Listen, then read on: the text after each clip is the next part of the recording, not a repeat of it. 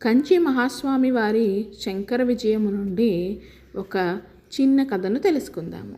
బాలశంకరులు ఒక ద్వాదశి నాడు ఒక ఇంటి ముంగిట నిలబడి భవతి భిక్షాందేహి అంటూ నిలబడ్డారు.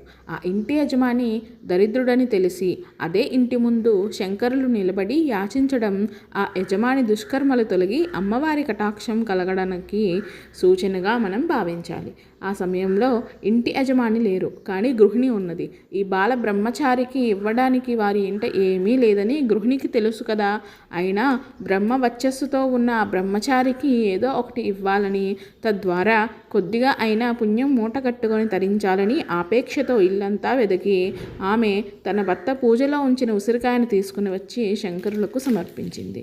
ద్వాదశి నాడు తాము తినాలని దాచి ఉంచున్న ఉసిరికాయను తన భిక్షాపాత్రలో పడిందని శంకరులు గ్రహించారు. వెంటనే కనకదార స్తోత్రం చదివి సంపదలతో వారిని అనుగ్రహించమని అమ్మవారిని ఆదితో ప్రార్థించారు. అదే శంకరులు చేసిన మొదటి స్తోత్రం. అయితే అశరీరవాణి ఇది వీరి పూర్వజన్మ ఫలం అని మార్చలేనిది అని శంకరులకు చెప్పింది. అయినా శంకరులు అమ్మవారిని వదలలేదు. అమ్మ, వీరు వెనుకటి జన్మలో చేసిన దుష్కృత్యాలు చేసిన వీరి పట్ల దయ చూపమని ఆ స్తోత్రంలో ప్రార్థించారు.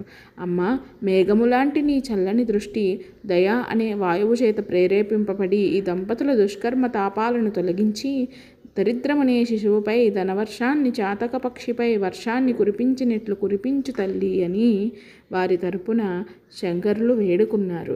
దుష్కర్మ బాగా పేరుకుపోయినప్పుడు తల్లి దృష్టి ఆ వ్యక్తులపై పడదు. అయినా అనుకూల పవనాలు మేఘాల దిశను మార్చినట్లు అమ్మదయ ఆ వ్యక్తుల ఏ కొద్ది పుణ్యకార్యం చేసినా సుకర్మ ఉన్నా దానిని పరిగణలోకి తీసుకొని అనుగ్రహాన్ని చూపుతుంది.